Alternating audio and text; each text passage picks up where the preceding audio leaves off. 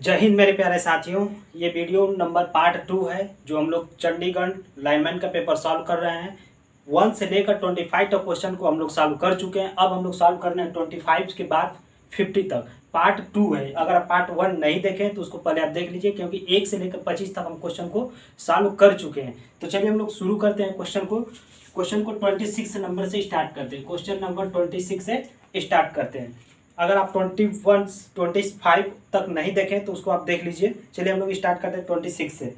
Alternating current is the measure by. Alternating current जो है वह किससे मेजर करते हैं? आपको क्वेश्चन वहाँ से दिखाई दे रहा है, आप उसको पढ़िए और क्वेश्चन का जवाब हमको कमेंट बॉक्स में बताइए। अब ये भी बताइए कि जो इतना क्वेश्चन आप सॉल्व कर रहे हैं तो आपका कितना आंसर इसमें करेक्ट हुआ है, कितना सही नहीं हुआ है, तो उसको कमेंट बॉक्स में रॉन्ग और ट्रूथ करके हमको बताइए। चलिए स्टार्ट करते हैं।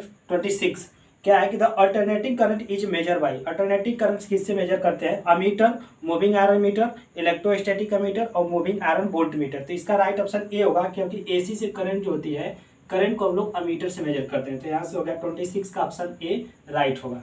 चलिए क्वेश्चन नंबर 26, क्वेश्चन नंबर 27 पे 6 हो गया, 7 का 27 क्या है? The internal resistance of volt ammeter. Ammeter का इंटरनल रेजिस्टेंस पूछ रहा है। तो देखिए हम वोल्ट मीटर और अमीटर को दोनों को समझ लेते हैं। ये है अमीटर। अमीटर का इंटरनल रेजिस्टेंस जो है इसके लगाते हैं पैरेलल में। कहाँ लगाते हैं? पैरेलल में। इसका इंटरनल रेजिस्टेंस कितना होना चाहिए? आइडियली है तो 0 होना चाहिए, लेकिन अगर वोल्ट मीटर की बात करेंगे तो वोल्ट मीटर का इंटरनल रेजिस्टेंस लगाते हैं इसके सीरीज में। अगर ये आइडियली तो इनका इंटरनल रेजिस्टेंस कितना होना चाहिए? इन्फिनाइट होना चाहिए। ठीक है, तो क्वेश्चन क्या पूछा है? The internal resistance of ammeter. Ammeter का इंटरनल रेजिस्टेंस कितना होता है? तो ऑप्शन इसका सही हो जाएगा ए 0। ठीक है, क्वेश्चन नंबर 27। जबकि पार्ट 1 में थोड़ा सा मिस्टेक हो गया था क्वेश्चन नंबर फर्स्ट में ही, उसको आप सही कर लीजिएगा, अमीटर वाला जो क्वेश्चन था। ठीक है, चलिए अब चलते हम लोग क्वेश्चन नंबर 28 पे। क्वेश्चन नंबर 28 क्या है? Creeping error the occurs in. Creeping error की घटना किस में होती है? अमीटर में, वोल्ट मीटर में, एनर्जी मीटर में, पीएमसी इंस्ट्रूमेंट में। तो देखिए एनर्जी मीटर में ही क्रीपिंग एरर की घटना होती है। ये क्या होता है कि जब इसको दूर करने के लिए हम लोग क्या करते हैं, देखिए हम बता रहे हैं जो क्रीपिंग एरर क्या है। जब एनर्जी मीटर पे कोई लोड नहीं रहता है तो उस समय ये घटना घटती है। तो इसको दूर कैसे किया जाता है? तो एनर्जी मीटर में दो हम लोग स्लॉट कर देते हैं 180 डिग्री के।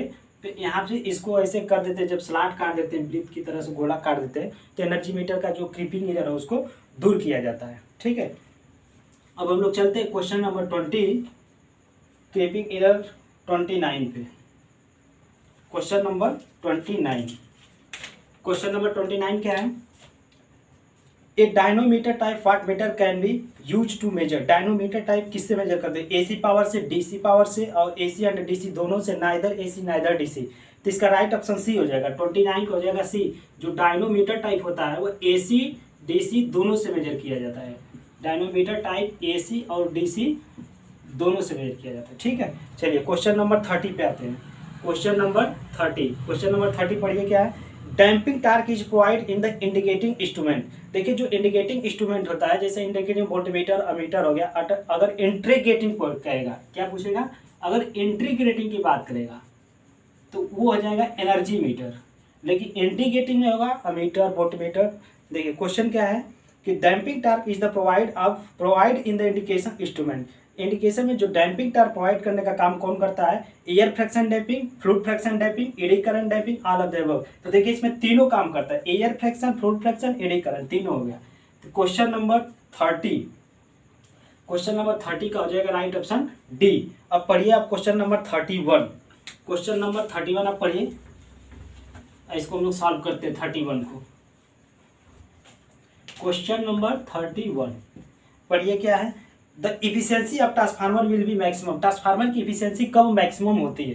Copper loss equal to iron loss, eddy current loss equal to copper loss equal to hysteresis loss, eddy current loss equal to hysteresis loss. तो देखिए इसमें जो ऑप्शन A1 दिया है कि कॉपर लॉस जब भी मैक्सिमम होती है तो कॉपर लॉस जो होता है इक्वल हो जाती है किसके? आयरन लॉस की। तब उस समय मैक्सिमम इफिशियंसी देता है। तो इसका राइट ऑप्शन हो जाएगा 31 का A. Copper loss equal to iron loss उस समय जब होगा तो मैक्सिमम ट्रांसफार्मर की इफिशियंसी मिलेगी। चलिए हम लोग क्वेश्चन नंबर 32 पे आते हैं। 32 क्या है? 32 पढ़िए। The short circuit test is perform on the transformer will determine. Short circuit test से क्या पता चलता है? देखिए हम आपको समझा रहे हैं, इसका थोड़ा सा समझ लेते हैं कि शॉर्ट सर्किट टेस्ट कब करते हैं, ओपन सर्किट कब करते हैं। क्वेश्चन नंबर 32 ये ट्रांसफार्मर हो गया, ट्रांसफार्मर हो गया।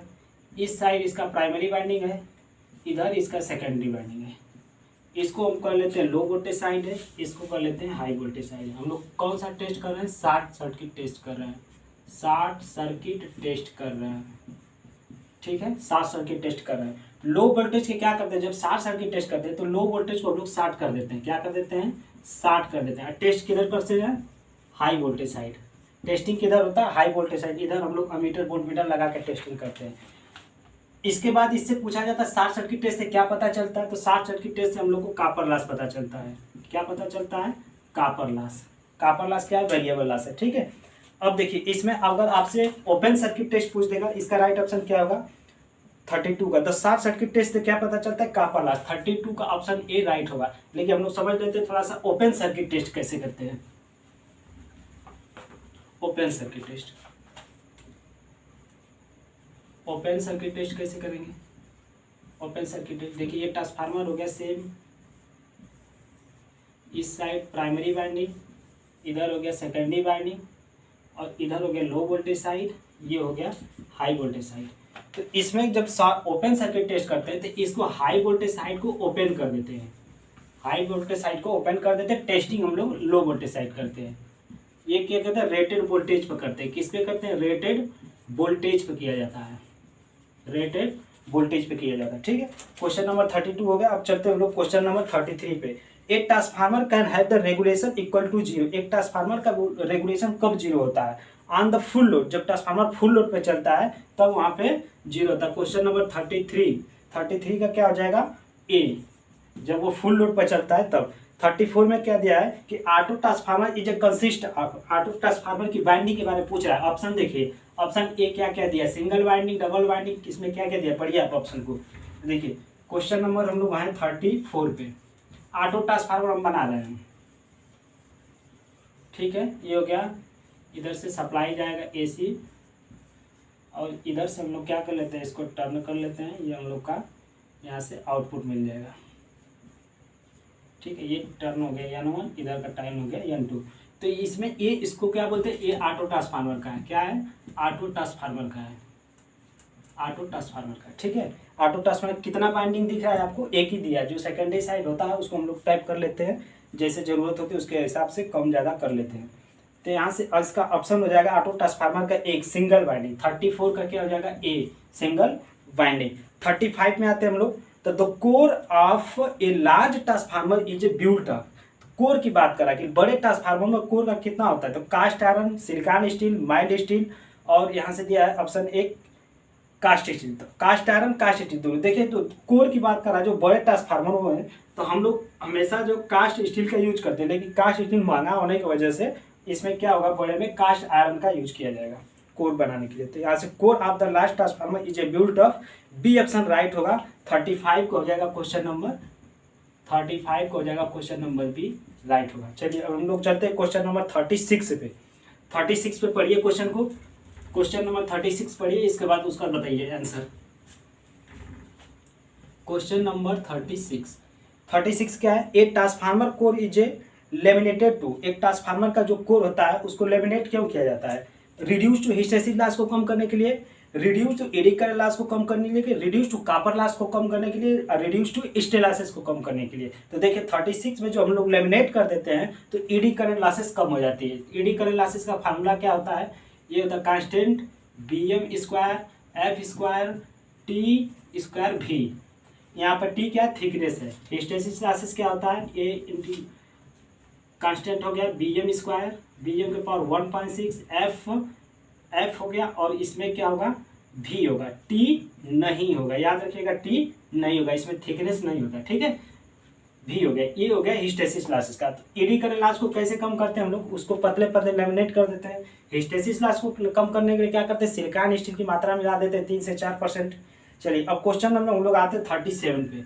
क्वेश्चन नंबर 37 पे, in a ideal transformer the impedance transformer for the one side to other side. देखिए आइडियल ट्रांसफार्मर की बात करा कि जब हम लोग प्राइमरी साइड से या सेकेंडरी से प्राइमरी साइड से जब ट्रांसफर करते हैं तो उस समय उसका क्या होता है। ऑप्शन ए दिया है कि direct square turn of ratio, B option दिया है कि डायरेक्ट रेशियो टर्न, और सी ऑप्शन दिया है इनवर्स स्क्वायर रेशियो टर्न, और डी ऑप्शन दिया है इनवर्स रेशियो टर्न। तो देखिए इसको हम लोग सॉल्व करते हैं और अच्छे से इसको समझ लेते हैं। क्वेश्चन नंबर 37, ये हो गया ट्रांसफार्मर, और ट्रांसफार्मर का इस साइड हम लोग प्राइमरी वाइंडिंग, इधर हो गया सेकेंडरी वाइंडिंग, और ये इसका रिएक्टेंस हो गया, ये इसका रेजिस्टेंस हो गया, ये हो गया X2, ये हो गया R2, और यहाँ से हो गया रेजिस्टेंस R1 और रिएक्टेंस X2, ये R1 हो गया। ठीक है, इसको मिला देंगे तो Z1, इधर को मिला देंगे तो Z2। अब जब उनको लेकर रिफर करते हैं, जब प्राइमरी से सेकेंडरी साइड या सेकेंडरी से प्राइमरी साइड जब रिफर करते हैं तो उसमें क्या होता है कि इन द आइडियल ट्रांसफार्मर जब उसको रिफर करते हैं तो देखिए क्या होता है, इधर का टर्न हो जाएगा प्राइमरी साइड का N1, सेकेंडरी साइड का हो जाएगा N2। तो जब हम प्राइमरी को सेकेंडरी साइड या सेकेंडरी को प्राइमरी साइड जब लाते हैं तो क्या होता है, मान लीजिए इधर का रेजिस्टेंस R1 है, R1 जब इधर से रिफर करेंगे प्राइमरी को सेकेंडरी साइड लेके जाएंगे तो R1 डैश बन जाएगा, कितना होकर जा रहा है तो बराबर इक्वल कर लेंगे R1 इंटू जिधर लेकर जाते हैं उसको कर लेंगे N2 अपान N1 का इसका होल स्क्वायर। ठीक है, ये होता है। इसी को क्या लिखा जाता है, एक फार्मूला है ट्रांसफार्मर टर्न रेशियो का कि N2 upon N1 equal to V2 upon V1 equal to E2 upon E1 equal to I1 upon I2। ये ट्रांसफार्मर टर्न रेशियो का फार्मूला है। तो यहाँ से K इक्वल टू क्या देख रहे हैं कि N2 अपान N1, तो N2 अपान N1 की जगह क्या लिख देंगे हम लोग, K स्क्वायर का मल्टीप्लाई कर देंगे यहाँ से, K की वैल्यू यहीं पर। तो ऑप्शन ए पर ये क्या लिखा है कि direct square turn of turn, तो यहाँ पर क्या हो रहा है, डायरेक्ट स्क्वायर हो रहा है, तो यहाँ से ऑप्शन ए राइट हो जाएगा। 37 का ऑप्शन नंबर ए राइट हो जाएगा। ठीक है, चलिए अब हम लोग चलते हैं क्वेश्चन नंबर 38 पे। If the applied voltage of the transformer is increase by the 50% while the its frequency reduced to the 50%, core flux density will be become।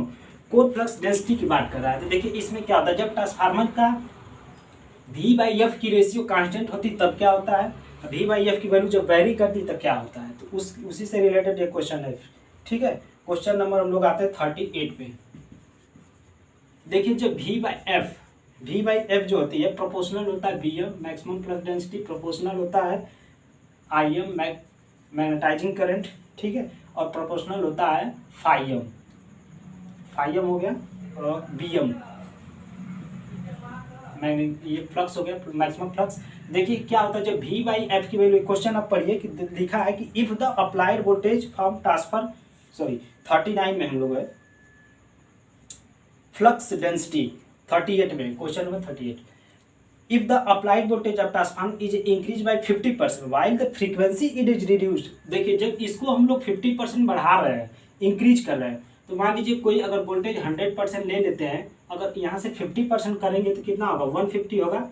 और इसमें से 50% जब कम करेंगे फ्रीक्वेंसी में, इसको 50% बढ़ा रहे हैं, इसको 50% घटा रहे हैं, क्वेश्चन बोल रहा है। तो जब फ्रीक्वेंसी में अगर 50% कम करेंगे तो कितना हो जाएगा, 100 में से करेंगे 50, तो यहाँ से इसको कैंसिल कर लेंगे, कितना आ गया 3, तो यहाँ से 3 कर लो, यानी कि 3 गुना हो गया, 3 times 3/4 times 1/3 time remain the same. क्या कहाँ सेम हो रहा है, नहीं, यहाँ से क्या होगा 3 गुना हो जा रहा है। कि जब इफ द अप्लाइड वोल्टेज करते हैं ट्रांसफार्मर इंक्रीज, वोल्टेज को जब 50% बढ़ाते हैं, फ्रीक्वेंसी को 50% कम करते हैं, तो कोर फ्लक्स डेंसिटी कितना हो जाती है, कोर फ्लक्स डेंसिटी जो यहाँ से Bm है 3 गुना हो जाती है। ठीक, चलिए अब चलते हैं हम लोग क्वेश्चन नंबर 39 पे। क्वेश्चन नंबर 39 पढ़िए आप, question number 39।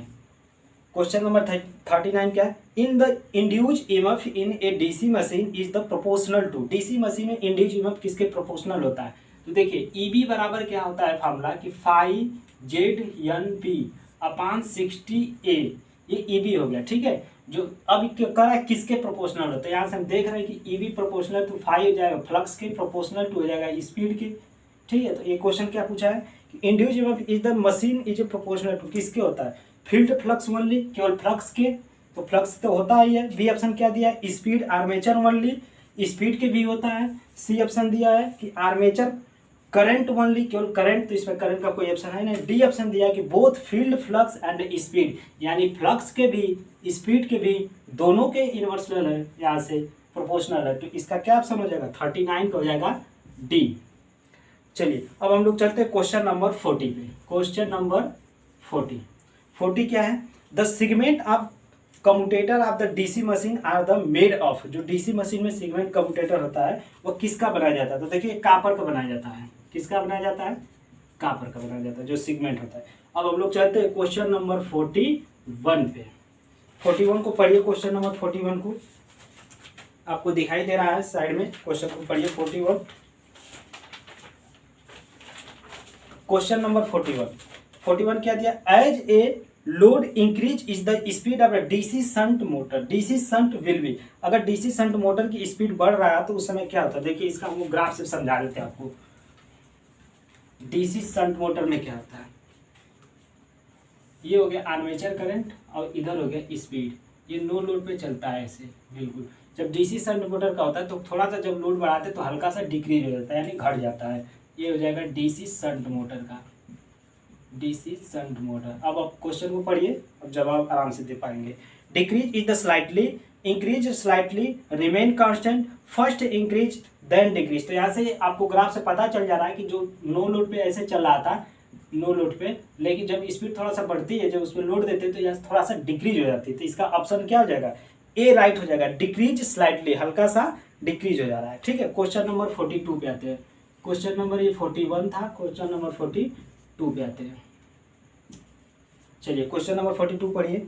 Which motor is a use of the drive the constant speed, करा कि वो मोटर का कौन सा स्पीड है जो कांस्टेंट स्पीड से चलता है, तो देखिए कांस्टेंट स्पीड से चलने के लिए वो शंट है। आपको फिर से एक बार और हम पूरा का ग्राफ बना के दिखा रहे हैं, उसमें series motor, shunt motor, compound motor सबका ग्राफ दिखा रहे हैं। देखिए ये हो जाएगा आर्मेचर करंट, ये हो गया, यहाँ से होगा ये नो लोड के लिए हो जाएगा कि नो लोड पर ऐसे चलेगा।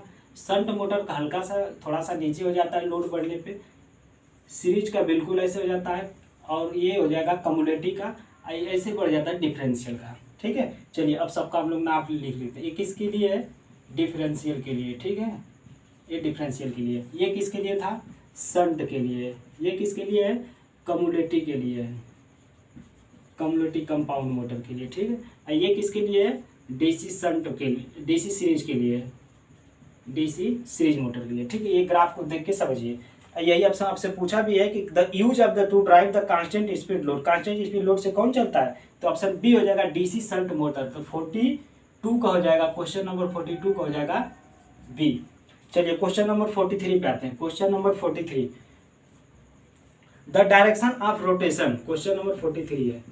ठीक है, क्वेश्चन नंबर 43 क्या है, the direction of rotation of DC series motor can be inverse by, DC series motor के अगर डायरेक्शन को चेंज करना तो क्या करना पड़ेगा, interchanging supply terminal, supply terminal को चेंज करना पड़ेगा। बी ऑप्शन कर रहा है कि इंटरचेंजिंग आर्मेचर वाइंडिंग टर्मिनल, और सी बोला है कि इंटरचेंजिंग फील्ड वाइंडिंग टर्मिनल, और डी ऑप्शन बोला कि इंटरचेंजिंग आइदर आर्मेचर या फील्ड टर्मिनल। तो देखिए जब हम लोग उसकी स्पीड को परिवर्तन करना होता है तो या तो फील्ड वाइंडिंग को चेंज कर दे या तो आर्मेचर वाइंडिंग को चेंज कर ले, तो दोनों में से किसी एक का ही चेंज करेंगे, दोनों को चेंज करने से कोई स्पीड परिवर्तन नहीं होगा। तो राइट ऑप्शन हो जाएगा डी, इंटरचेंजिंग आइदर आर्मेचर या फील्ड टर्मिनल। ठीक है, तो क्वेश्चन नंबर 43 का हो गया डी ऑप्शन। चलिए क्वेश्चन नंबर 44 पे आते हैं। क्वेश्चन नंबर 44, क्वेश्चन नंबर 44 को आप पढ़िए। Question number 44, the sleep of induction motor at the time of starting, the sleep of induction motor at time of starting. देखिए स्लीप स्टार्टिंग के समय क्या होता है, तो स्लीप का फॉर्मूला क्या होता है, NS माइनस NR अपान NS। NR क्या है, रोटर स्पीड, क्या है, रोटर की स्पीड है, रोटर स्पीड। NS क्या है, सिंक्रोनस स्पीड, क्या है, सिंक्रोनस स्पीड, सिंक्रोनस स्पीड। तो देखिए जब मोटर स्टार्ट होता है तो उस समय क्या होता है कि रोटर वाइंडिंग बिल्कुल क्या होती है, NR बराबर 0 होता है। तो जब यहाँ से 0 रखेंगे, यहाँ से 0 रख देंगे तो ये बिल्कुल क्या हो गया, NS अपान NS हो गया। NS अपॉन NS कट गया तो स्लिप कितना आ जाएगा 1, यानी जब मोटर स्टार्ट होता है तो उस समय स्लिप कितना होता है 1। क्वेश्चन नंबर 44 का ऑप्शन हो जाएगा सी, ऑप्शन 1, सी हो जाएगा 1। चलिए question number 45, question number 45, question number 45 पे आते हैं। क्वेश्चन नंबर 45 का है the stator winding of the induction motor can be is a design for. जो इंडक्शन मोटर का जो वाइंडिंग होता है किस आधार पर डिजाइन किया जाता है, any number of pole, any even number of pole, any odd number of pole, 4 pole. तो देखिए जब भी इसका डिजाइन किया जाता है तो हमेशा इवेन नंबर पोल पर किया जाता है। किस पे किया जाता है, इवेन नंबर पोल पे, हमेशा आड और इवेन पे। तो आड पे नहीं कर सकते हम लोग 3, 5, 7 इतना पोल नहीं लेते। जब भी लेते हैं 2 पोल लेंगे, 4 पोल लेंगे, 6 लेंगे, 8 लेंगे, 10 पोल लेंगे, इस तरह से इवेन नंबर में लेते हैं। ठीक है, तो इसका ऑप्शन हो जाएगा बी ऑप्शन की एनी इवेन नंबर ऑफ पोल। 45 को हो गया बी नंबर। ठीक है, चलिए अब हम लोग चलते हैं क्वेश्चन नंबर 46 पे। 46 क्या है, there is the no electrical connection between the stator and the rotor yet power is the transfer from the stator to under rotor. जब वह स्टेटर और रोटर के बीच में जो पावर का ट्रांसफर होता है वो किस तरह से होता है उसको पूछ रहा है। क्वेश्चन नंबर हम लोग 46 पे है। देखिए ये हो गया स्टेटर, इसके ऊपर का रोटर था। जब यहाँ से स्टेटर, रोटर और स्टेटर के बीच में जब पावर का ट्रांसफर होता है तो क्या होता है, एक फ्लक्स जनरेट होता है। उसी की वजह से होता है, यहाँ पे ऑप्शन बी ए हो जाएगा कि मैग्नेटिक फ्लक्स की वजह से ही पावर का ट्रांसफर होता है, मैग्नेटिक फ्लक्स। तो इसका ऑप्शन क्या हो जाएगा ए, 46 का ए। जबकि बी पढ़िए एयर की वजह से तो कुछ होता नहीं है, वाटर इसमें दिया है, बिल्कुल गलत है। मैग्नेट दिया तो यहाँ पे मैग्नेट भी नहीं होगा। तो ऑप्शन ए हो जाएगा राइट, इसका ऑप्शन ए हो जाएगा राइट। क्या चीज, मैग्नेटिक फ्लक्स। चलिए क्वेश्चन नंबर 47, क्वेश्चन नंबर 47 पे आते हैं हम लोग। क्वेश्चन नंबर 47, 47 क्या है, the rotor of squirrel cage induction motor is द स्क्यू विकार। देखिए जो इसका the rotor of squirrel cage induction motor is skew become, it is reduce humming this the ensuring quite running of the motor. B option दिए it the result in the smoother torque curve in the different position of rotor. C option दिया it the avoid of magnetic locking of the stator and rotor. तो इसमें देखिए जब skew winding करते हैं तो उसमें क्या होता है कि जब रोटर और स्टेटर के बीच में जो मैग्नेटिक लॉकिंग होती है उसको खत्म करने के लिए ऐसा करते हैं। तो इसका ऑप्शन हो जाएगा 47 का क्या, सी। चलिए क्वेश्चन नंबर 48 पे आते हैं। क्वेश्चन नंबर 48 देखिए the power factor of the induction motor will be high. Power factor कब अधिक होता है, रोटर इज लॉक, जब रोटर लॉक हो जाता है तब। बी ऑप्शन दिया है motor is the running full load, जब मोटर फुल लोड पे चलती है। सी दिया है कि motor is the running no load, और डी ऑप्शन दिया है ऑल ऑफ द अबव। तो देखिए जो उसका फुल लोड होता है कि पावर फैक्टर ये induction motor will be high कब होता है कि मोटर जब रनिंग फुल लोड से चलने लगती है, जब वो फुल लोड से चलती है तब ऐसा होता है, पावर फैक्टर हाई होता है। तो यहाँ से 48 का क्या हो गया, ऑप्शन बी राइट हो गया। चलिए question number 49, question number 49, question number 49 पढ़िए। The frequency of voltage generated in the large the alternator in the India. देखिए इंडिया में फ्रीक्वेंसी का जनरेटर कितना होता है, ये magnetic cycle in the cyclo in kilo cycle में 60 हर्ट्ज में 50 हर्ट्ज में। तो इंडिया में जो फ्रीक्वेंसी की जनरेट होती है वो 50 हर्ट्ज होती है। कितना होती है, 50 हर्ट्ज। यही हम लोग आउट ऑफ कंट्री बात करें विदेशों में तो वहाँ पे 60 हर्ट्ज होती है, लेकिन अपने इंडिया में 50 होती है। ठीक है, अब हम लोग आते हैं क्वेश्चन नंबर 50 पे। क्वेश्चन नंबर 50 को पढ़िए और इसका जवाब बताइए कमेंट बॉक्स में। Question number 50, the rating of alternator is usually express as the rating of alternating is the usually express. इसकी अल्टरनेटिंग की जो रेटिंग होती है किसमें करते हैं, किसमें एक्सप्रेस करते हैं, तो केवीए रेटिंग में करते हैं। किसमें, जनरेटर की रेटिंग किसमें करते हैं, केवीए रेटिंग में। तो देखिए दोस्तों बात यहाँ तक हम लोग क्वेश्चन 1 से लेकर 50 तक यानी 1 to 50 क्वेश्चन हम लोग सॉल्व कर लिए हैं। पार्ट 1 में हमने आपको 25 क्वेश्चन करवाया, पार्ट 2 में आपको हमने 25 क्वेश्चन करवाया। अब नेक्स्ट वीडियो आगे पार्ट 3 आप 25 देख लीजिए, इसके बाद पार्ट 4 भी 25 क्वेश्चन है। आपको 100 क्वेश्चन हमने सॉल्व करवा दिया है। ये जो 100 क्वेश्चन है ये किसमें था, इसमें आपको 120 मिनट का टाइम दिया गया था और कितना समय आपसे क्वेश्चन था, 100 क्वेश्चन, जो चंडीगढ़ लाइनमैन का पेपर अभी हम लोग सॉल्व किए हैं। तो दोस्तों हमने इतना आपको 50 क्वेश्चन सॉल्व कर दिया। नेक्स्ट वाला पार्ट आप देख लीजिए। अगर आपका इसका PDF चाहिए तो हमारे टेलीग्राम चैनल से जुड़ सकते हैं। टेलीग्राम चैनल का वही नाम है कि जीके ट्रिकी दुनिया, जीके ट्रिकी जीके ट्री की दुनिया आप जाके सर्च करेंगे और उसमें आप जुड़ जाएंगे, तो कोई भी आपको स्टडी मटेरियल चाहिए तो हम आपको दे देंगे। जीके ट्री की दुनिया। चलिए दोस्तों, हम लोग मिलते हैं नेक्स्ट वीडियो में, नेक्स्ट पार्ट में। वीडियो देखने के लिए बहुत बहुत धन्यवाद। हम लोग मिलते हैं नेक्स्ट वीडियो में। जय हिंद।